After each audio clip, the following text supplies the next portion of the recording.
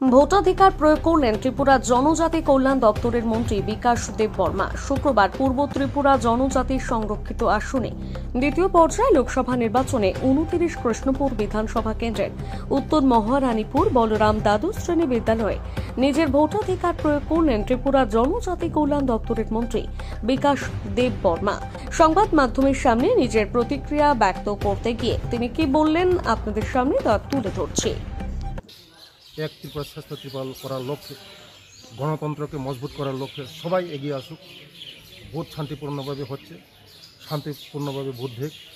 আমরা চাই সবাই একসঙ্গে ভোট দেব, আমাদের ত্রিপুরাকে এগিয়ে নিয়ে যাব। আমাদের গণতন্ত্রকে মজবুত করার লক্ষ্যে সবাই ভোট এগিয়ে আসা উচিত। আমাদের এখানে এই 27-এর 51 নম্বর ভোট বলরাম কবরা 12 স্কুল, এখানে সবাই পিসফুলভাবে ভোট দিচ্ছে। আমাদের শান্তিপূর্ণভাবে ভোট হচ্ছে। আমাদের এই ত্রিপুরাকে এগিয়ে নেওয়ার জন্য সবাই এগিয়ে আসুক ভোট দেওয়ার জন্য। স্যার, একটা জিনিস যে এখানে লক্ষ্য করা গেল যে বিরোধী আপনারা দেখছেন কোনো বই দিতে নেই, সবাই ভোট দিতে আমরা আহ্বান করি। এসেন, ভোট দেন, গণতন্ত্রকে মজবুত করার লক্ষ্যে, গণতন্ত্রকে আরও শক্ত করার লক্ষ্যে আসুন। আপনারা একসঙ্গে ভোট দেব, একসঙ্গে গণতন্ত্রকে মজবুত করব, এক ভারত শ্রেষ্ঠ ভারত করব, এক ত্রিপুরা শ্রেষ্ঠ ত্রিপুরা করব।